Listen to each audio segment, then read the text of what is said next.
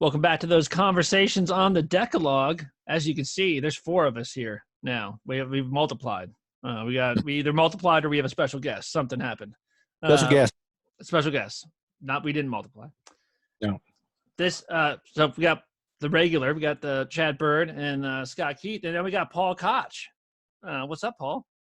Not much. Hanging out. You just hear like, man, I hear some people are talking about the 10 Commandments. My favorite. Yeah, stop by.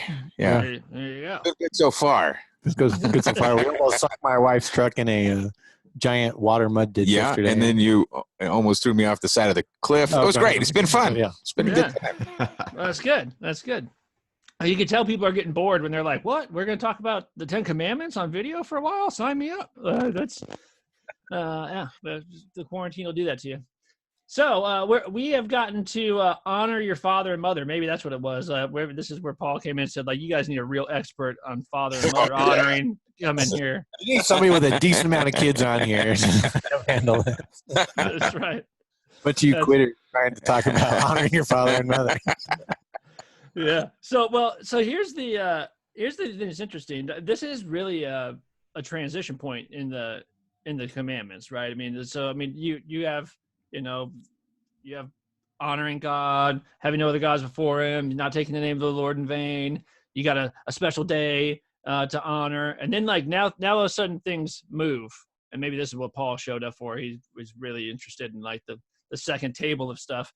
But what do you think's going on here, Chad, with the move that is made from Sabbath day and all the things that come before that to we're going to start on? This seems like a real turn towards neighbor at this point. Yeah, and it's a perfect transition point, actually. You can even see it built into the phrasing of the 10 Commandments. So if you read through verses 1 through 10, 4 different times you have the Hebrew phrase Adonai Eloheka, the Lord your God, that occurs with each of these commandments. And the only other place where that occurs in the 10 Commandments is in this one. So honor your father and your mother, that your days may be prolonged in the land which the Lord your God gives you. So it's the only one in the second table that has that particular phrase. And so it's sort of a bridge between these two. And another part of this that kind of connects the two tables of the law is the language of honor. So the verb that's used there, kavod, is also used in reference to God. So you honor God, you honor your parents. So I think it's kind of a natural bridge between these two. One more way in which it's connected is, of course, God is often referred to, or at least sometimes referred to in the Old Testament, as our Father, the Father of Israel. And so just as we honor him as our Father, so we honor our earthly father and mother as well. So it stands at the head, just like the first commandment stands at the head of the first table. And all the commandments on the first table flow from the first, just like all the commandments on the second table flow from the fourth one. I mean, isn't there, this goes further than just honoring your father and mother, right? I mean, I have a father and mother, but for the children of Israel, I mean, they talk about generational fathers, right? So our father Abraham, the God of Abraham, Isaac, and Jacob, who are all their fathers. And so, I mean, this is obviously, yes, your horizontal parents, the one right next to you, but it's certainly a call to honor those who are your elders, right? I mean, this is the kind of thing like this, we see the respect your elders, this kind of thing. So this would go not just to your father, but your grandfather and your fathers in the faith and all this kind of stuff is all included in this idea, which might not be something that we would take, in our current times and say, like, we say, okay, my mom and dad, I need to honor them. Everyone else can forget them. But that's not exactly baked into this, right? Yeah, I mean, you really have. If you were to tell an Israelite who is the father that you are to honor, they'd probably think of right off the top of their head at least 5. Their immediate father, and then Abraham, Isaac, and Jacob, and then Yahweh himself. So You've got the divine and all the human elements right there together. I mean, doesn't stop there, of course, because your grandfather and your elders and everybody else, but those probably would be the first 4 or 5 that came to mind. Yeah. I think there's an interesting transition here that is often overlooked, that the first, and if you've studied any theology, you'll be familiar with the idea of the two tables of the law. The first table deals with your relationship to God, and then it's often said that the second table deals with your relationship to other people. I usually think of it more in terms of the second table still deals with your relationship to God, but in terms of how you relate to the people whom God has called into your life, right, in various forms. But the first three, your relationship to God is defined by how he's naming you initially there, how he's naming himself in relation to you. And then he describes sort of the context of how he's going to deal with you, and in turn then how you deal with him based on his initiation. And then right off the bat, you step into, and as Chad pointed out, especially from the Hebrew, you step into this very same kind of language that I think can't be unintentional regarding how you connect to these first set of people that you will encounter as you come into this world, right? So let's not overlook that God tells you his name, and then he names you as his people in what we're calling the first commandment. And then by the fourth commandment, God is telling you about the relationship you're going to have with the people who actually named you here as you came into this world. And it's when we talk about sort of love of God being shown in sort of our everyday vocational relationships with one another, and how we fulfill those vocational relationships and how we live in them, we have to understand that this first commandment of the second table of the law starts with the literal first relationship you're going to have.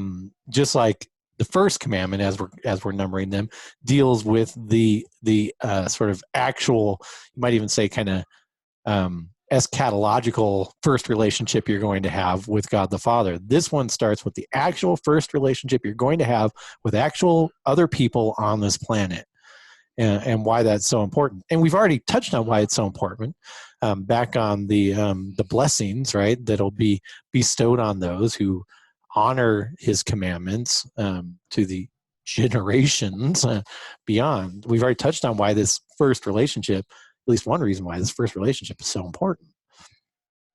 Yeah.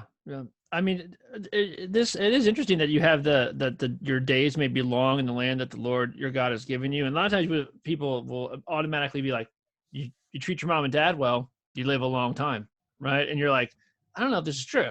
Like, I mean, bad things happen all the time, right? I mean, there's people that seem. I'm pretty sure I've convinced my children of the reality of that promise.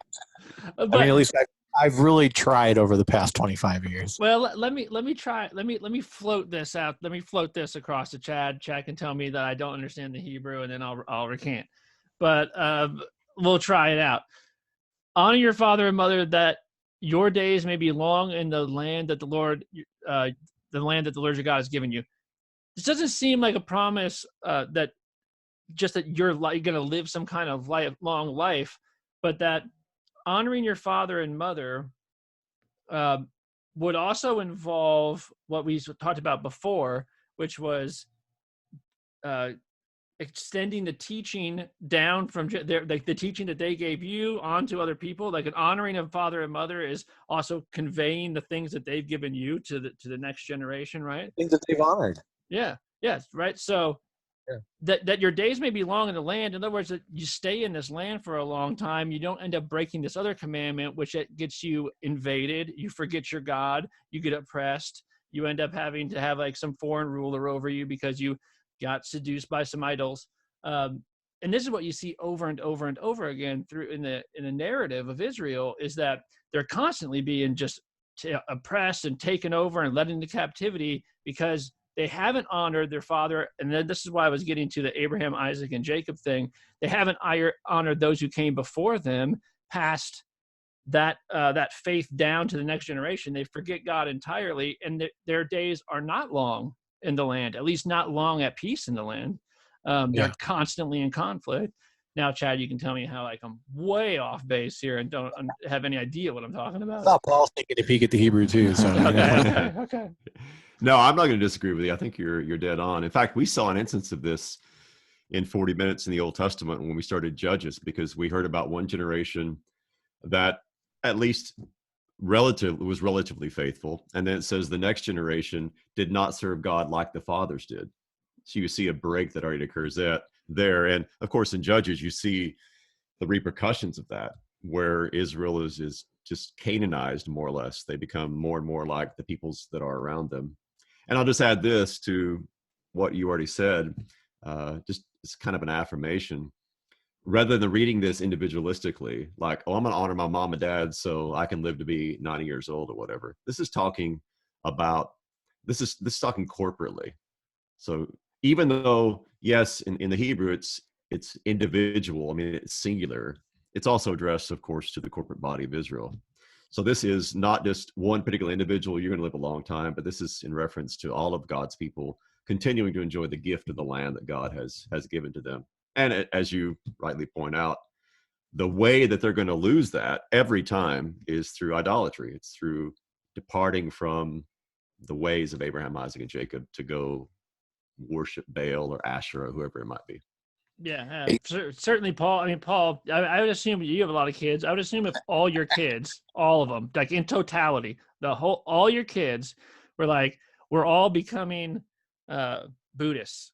You would feel kind of dishonored by this, right? You'd be like, what in the world? I was wondering, Chad, when you said that the Hebrew would identify 5 as when they hear that honor the father, would they then expect their father, their actual earthly father, to be in some way a representative of Abraham, Isaac, and Jacob and the Lord God himself in their home that way? And then looking the other way, then when they become a father, would they take that mantle on themselves? Like, this is now so it's not just what I'm looking up to, but in this role now that I have the duty or the privilege to hand on the faith of it.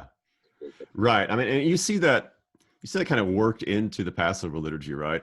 Way back in Exodus, when they celebrate the Passover, and then in ongoing generations, the children or a child is supposed to ask the father, what's so special about this night? Why are we doing this? It's kind of a built-in catechetical almost liturgy.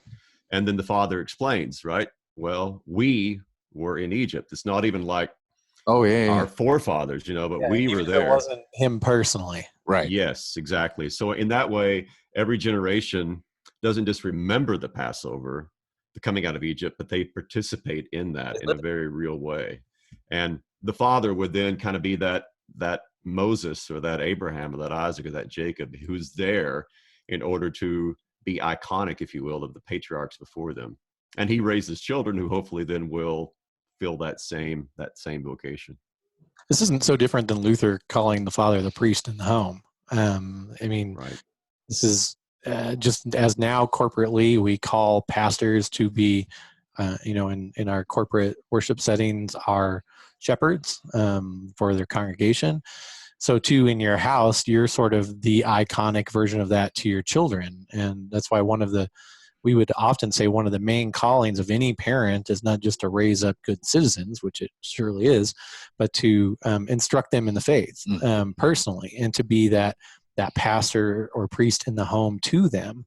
I think with everything, when you read any of the stories from the scriptures, Old Testament, New Testament, whatever, what you're reading is, and what you have to realize you're reading is an account that had a particular audience at the time that you can't dismiss. And the particular audience at the time that you can't dismiss is the Hebrew people coming out of captivity, right? This is how this whole game starts, brought you out of the house of slavery.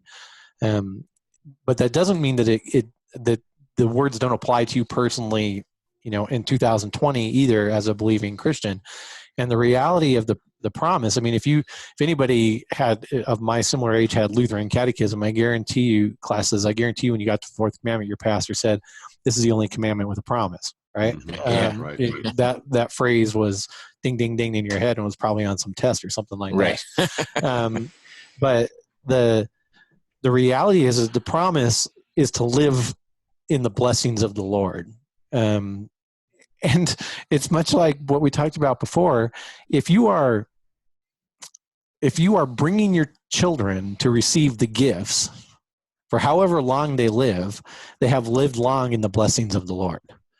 Right? If you are bringing your children to services and they're hearing the gospel and they've been baptized and eventually they're receiving the body and blood of Christ in the supper, they're living in the current handing over of the goods, blessings of the Lord now. And if you teach them to do that as they then become adults, the longer their life goes, the longer they've lived, you shall live long, the longer they've lived in these promised blessings.